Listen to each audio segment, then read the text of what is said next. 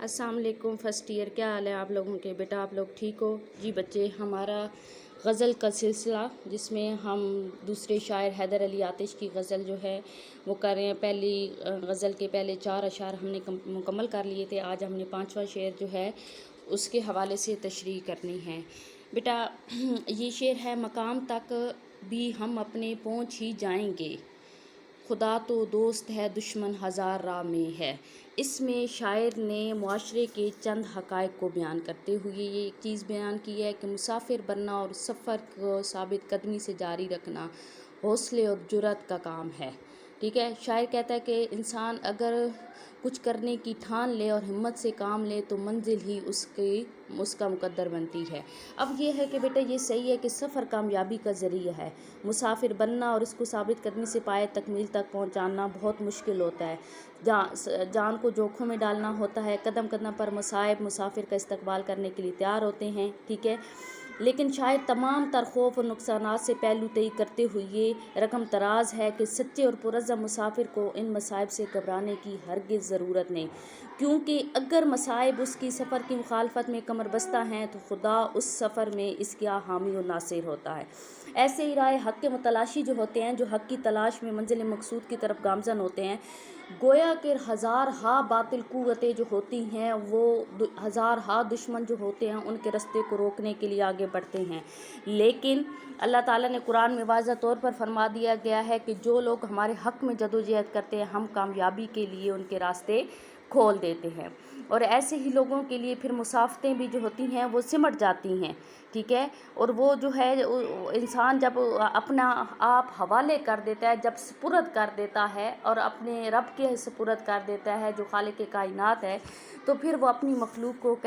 کیوں کر جو ہے وہ پریشانی سے دوچار کر سکتا ہے۔ اس میں شاعر نے کہا ہے کہ ہم اپنے مقام تک ضرور پہنچ جائیں گے، کیونکہ ہمیں خدا کی مدد پر کامل یقین ہونا چاہیے، اور وہی سب سے بہترین یا بہتر مدد کرنے والا ہے۔ اگر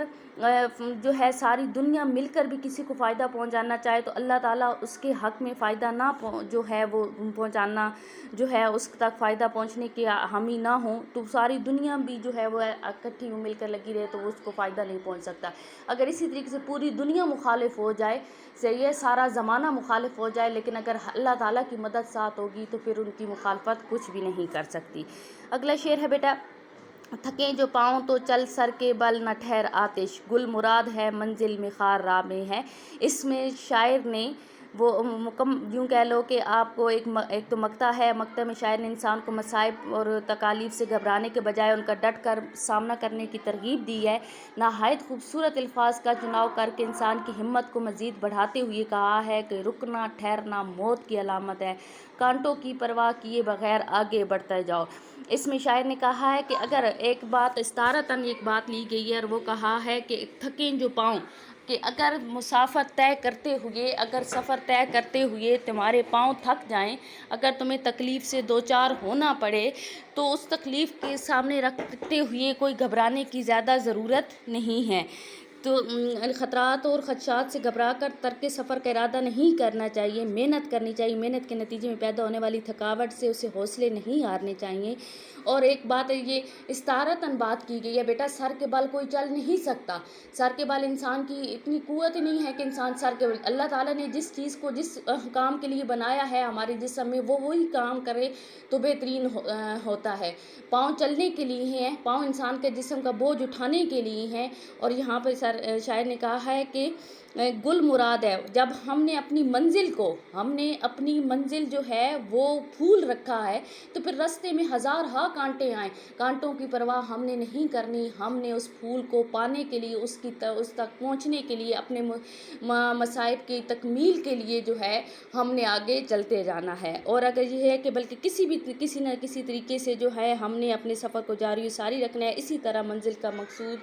منزل مقصود کا حصول ممکن ہو سکتا ہے۔ دوسری بیٹا غزل ہے: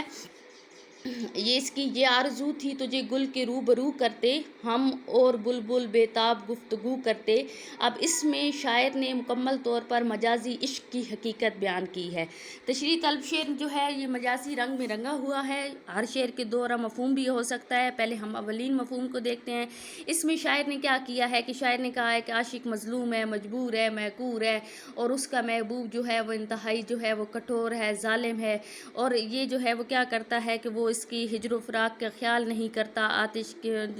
وہ ایک ایسی آگ کی نظر ہو جاتا ہے کہ جس میں وہ لمحہ بلمحہ جلتا رہتا ہے، لیکن اس کے محبوب کو چندہ احساس نہیں ہوتا۔ بلبل کا بھی یہی تقریباً حال ہے۔ بلبل بھی گلاب کے پھول کا عاشق ہوتا ہے، عاشقانہ صفات اس کے اندر رچی بسی ہوتی ہیں۔ آتش کی چشم تخیل کو ایک ترکیب سوجی، وہ کہتے ہیں کہ کاش ایسا ہوتا کہ میں محبوب کو گلاب کے پھول کے سامنے لے جاتا، اور پھر میں یعنی ہم دونوں، میں اور بلبل، اپنے اپنے محبوب کے رویوں پر بات چیت کرتے۔ ٹھیک ہے، اب یہ تشبیہ اس نے یوں بھی دی ہے، یہ آرزو تھی تجھے گل کے روبرو کرتے، ہم اور بلبل بےتاب گفتگو کرتے۔ یہ آرزو تھی، اس نے اپنے محبوب کو جو ہے وہ گل کے ساتھ تشبیہ دیتے ہوئے بھی کہا ہے، اور خود کو جو ہے بلبل کے ساتھ ملاتے ہوئے بھی کہا ہے کہ جس طریقے سے بلبل تڑپ رہا ہے اپنے جو ہے اس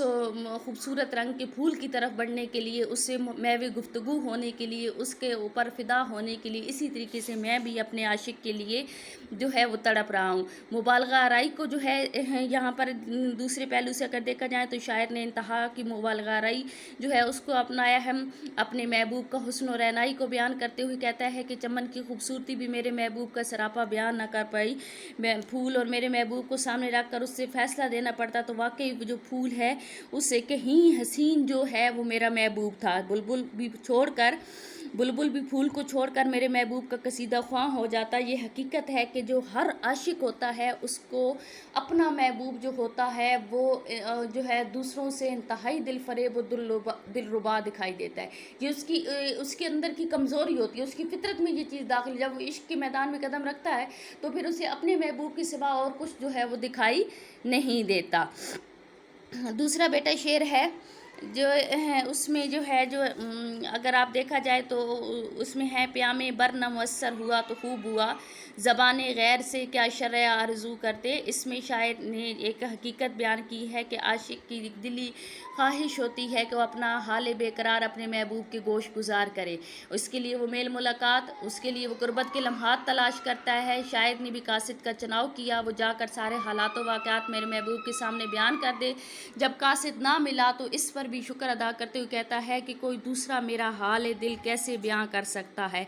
جو اپنے احساسات و جذبات کی ترجمانی میں اپنی زبانی خود کر سکتا ہوں، وہ کوئی دوسرا کیسے بیان کر سکتا ہے۔ میں جس طریقے سے اپنی تڑپ میں خود بیان کر سکتا ہوں، جس طریقے سے میں اپنی جو ہے اپنے احساسات اپنے محبوب کے لیے، اپنی پیار و محبت جو ہے اپنے محبوب کے لیے جو میرے دل میں چھپی بیٹھی ہے، جس طریقے سے میں بیان کر سکتا ہوں، اس طریقے سے کوئی اور جو ہے وہ کیسے اس کو بیان کر سکتا ہے۔ مزیدہ مجھے کہتا ہے کہ اگر عاشق کا پیغام اس کے احساس و جذبات کی ترجمانی کرنے سے وہ قاصر ہے، احساس و جذبات کی راہ عشق کے مسافر ہی جو ہیں وہ اس کو صحیح طور پر سمجھ سکتے ہیں، اور جس کے اندر جو آگ لگی ہوتی ہے وہی بہتر طریقے سے اس کی تپش کا اندازہ لگا سکتا ہے۔ جو باہر بیٹھا ہے، جو دور ہے، جو قریب بھی ہے، وہ اس تپش کا اندازہ لگانا اس کے لیے مشکل ہوتی ہے۔ وہ ایک محاورہ تبھی ہے نا،